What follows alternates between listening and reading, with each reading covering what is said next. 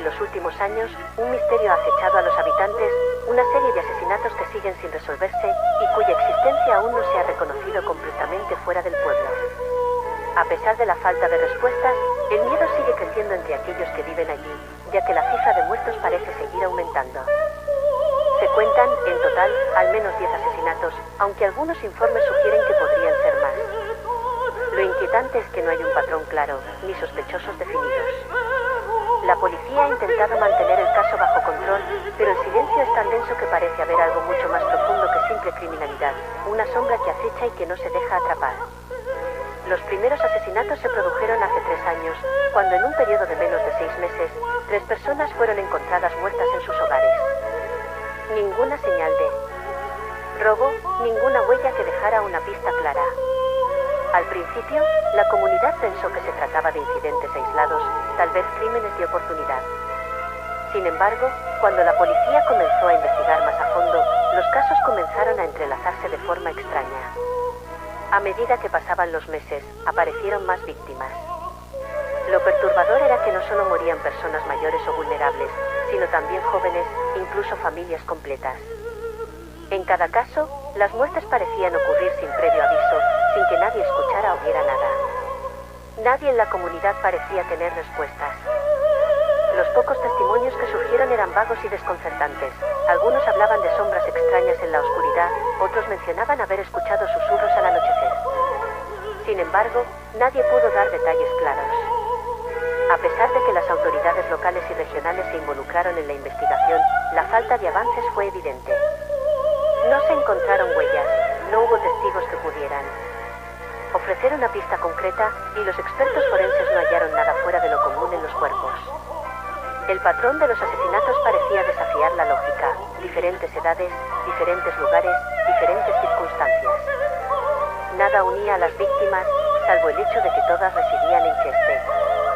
En una entrevista que se filtró a los medios, un miembro de la policía de Valencia expresó que el caso estaba siendo tratado con una precaución excesiva, lo que muchos interpretaron como una falta de recursos o interés por resolver el caso.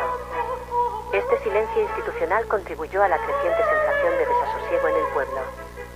Los rumores comenzaron a circular, algunos hablaban de un asesino en serie, otros de una entidad oscura que se había apoderado de Cheste.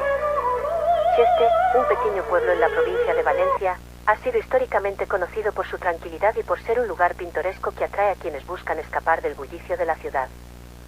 Sin embargo, algo aterrador se ha tejido en las sombras de este lugar apacible, algo que ha dejado una marca imborrable en la comunidad.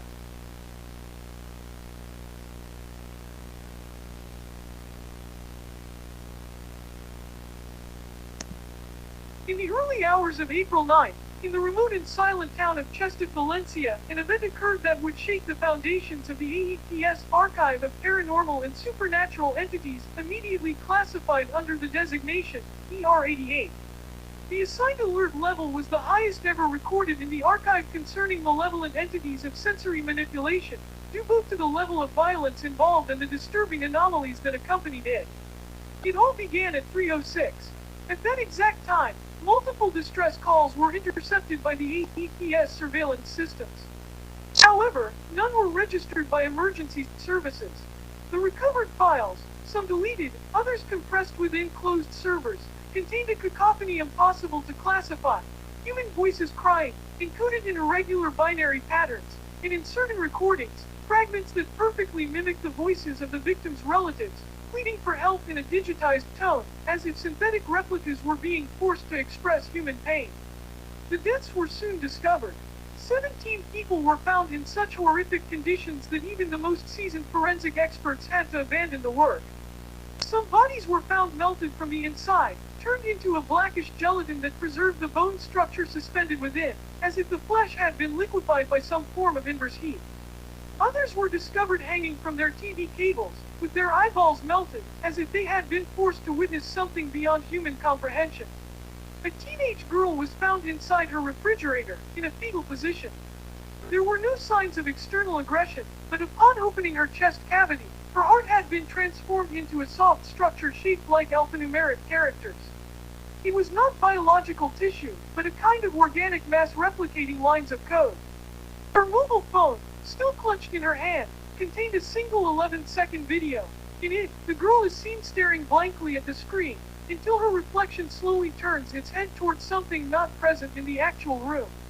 At the 11th second, her image distorts in a wave of white static, and the device emits a high-pitched beep before fusing with the surface of the desk.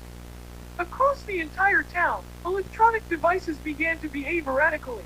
Some old speakers, with no power source, began to emit children's laughter that intensified whenever someone tried to approach.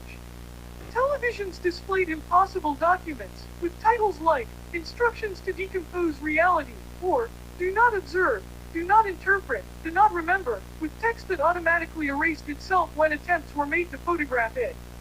Security cameras captured silhouettes of faceless figures roaming hallways and rooms seconds before their occupants died, but when reviewing the footage, these figures appeared to have been inserted into the recording, as if they had traveled through the tape itself.